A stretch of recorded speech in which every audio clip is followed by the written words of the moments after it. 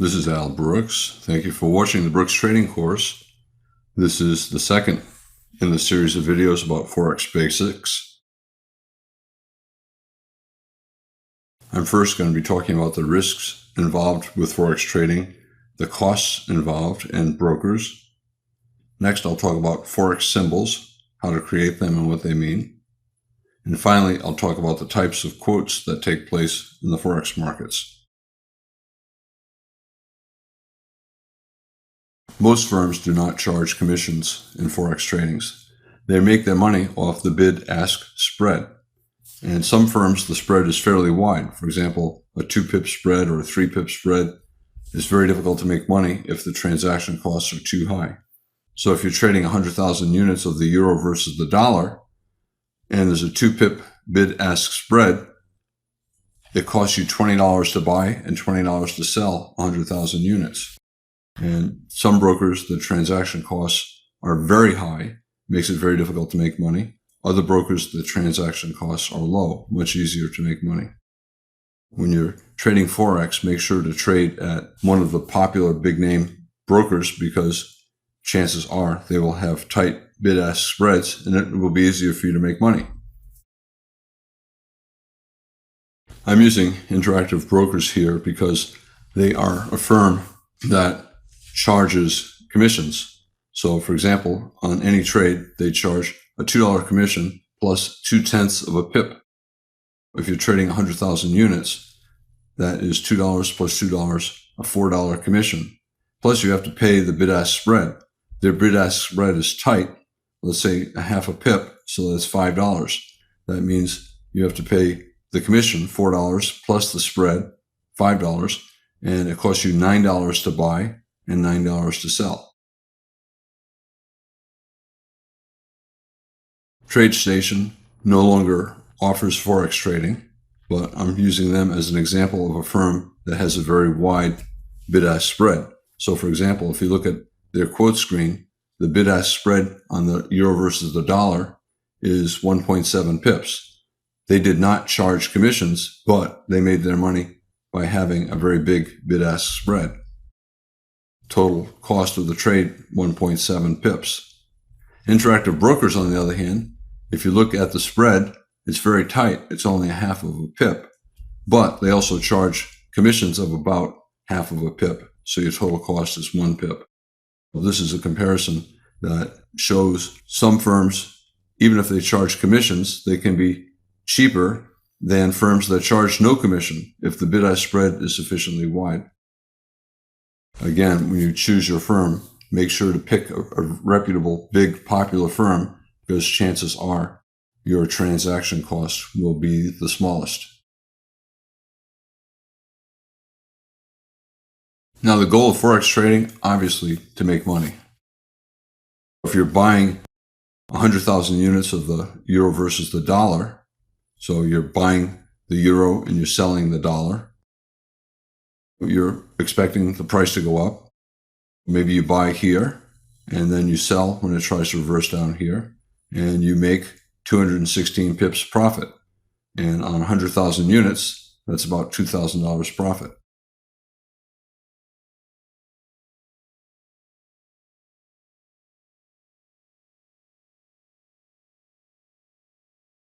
The trades take place in the cash Forex market.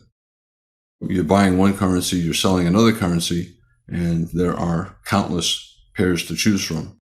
And this is an example, 60-minute chart, 100,000 units of the euro versus the dollar. I want to talk a little bit about Forex symbols. For example, I talked about the euro versus the dollar.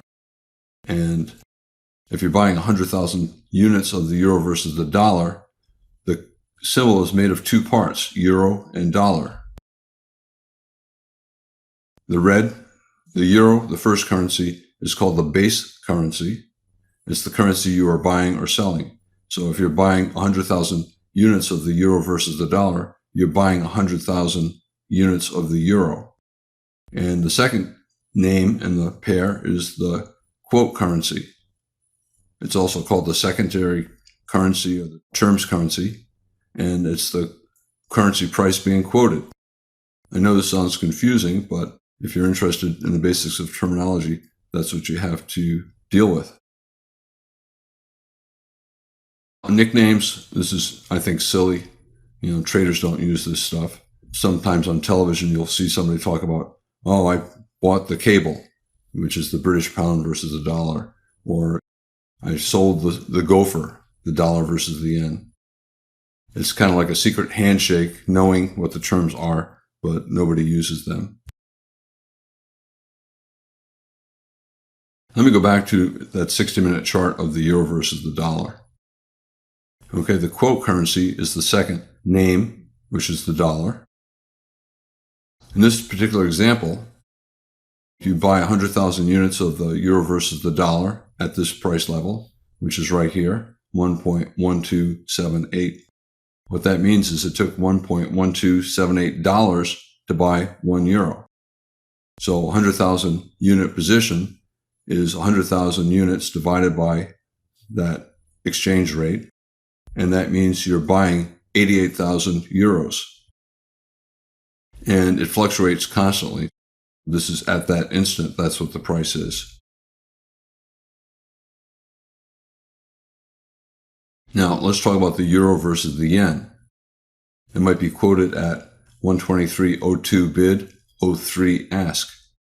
If you want to buy the yen, you got to pay the higher price on the ask. So you'd be paying 03. And you're paying 123.03 yen to buy 1 euro. And if you're selling, you pay the lower price. Anytime you sell, you pay the lower price. Anytime you buy, you pay the higher price. And that's how the bank makes its money. The broker and the bank make their money. And that difference is the spread, the bid-ask spread, or simply the spread. Let's say you sold 100,000 units of the euro versus the yen. So you're selling the euro and you're buying the yen. And then you exit down here with 37 pips profit. Since there are $9.01 per pip, then you made $333 in profit. I'll talk about the math later on in the videos.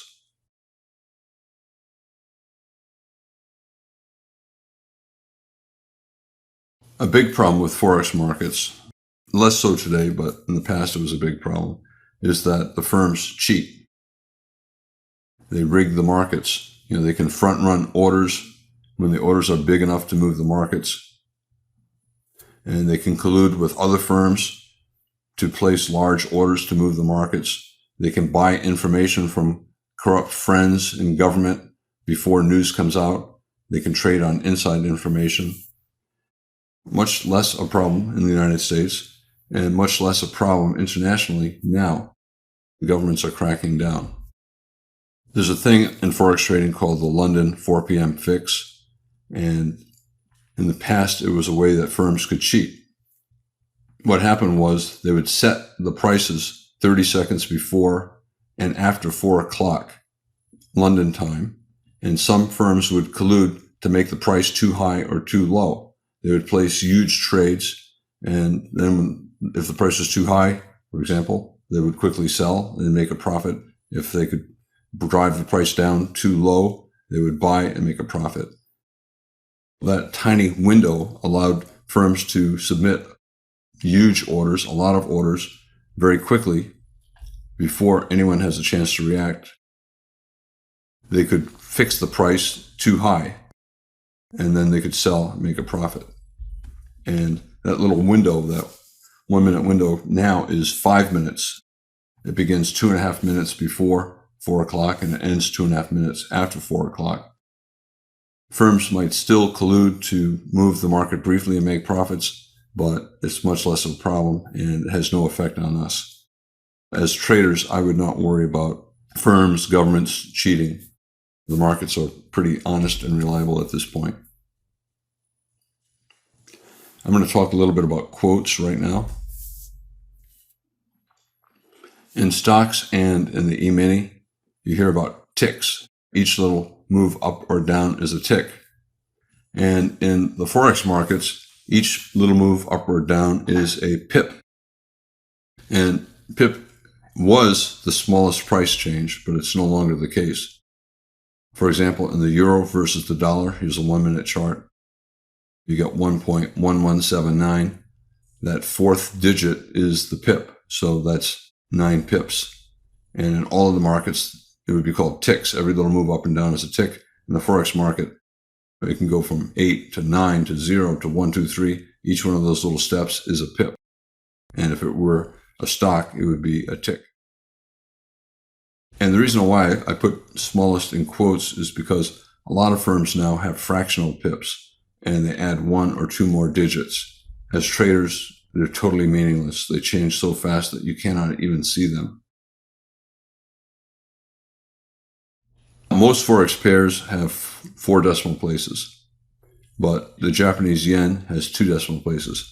So the dollar versus the yen, 2 decimal places. The euro versus the dollar, 4 decimal places.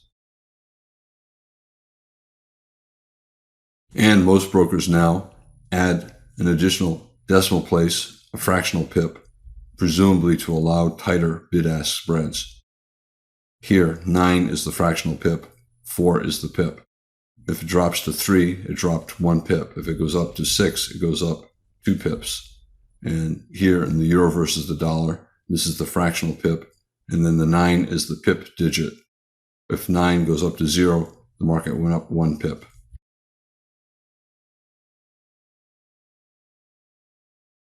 I said most brokers provide quotes with fractional pips, and that's true with charts as well.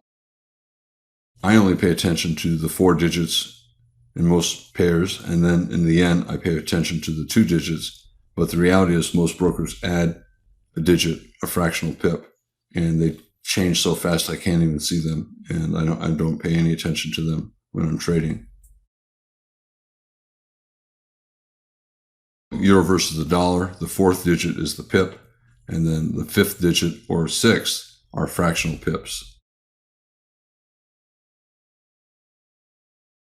And in the yen, the 2nd digit is the pip, and the 3rd is a fractional pip. Sometimes they have a 4th as well.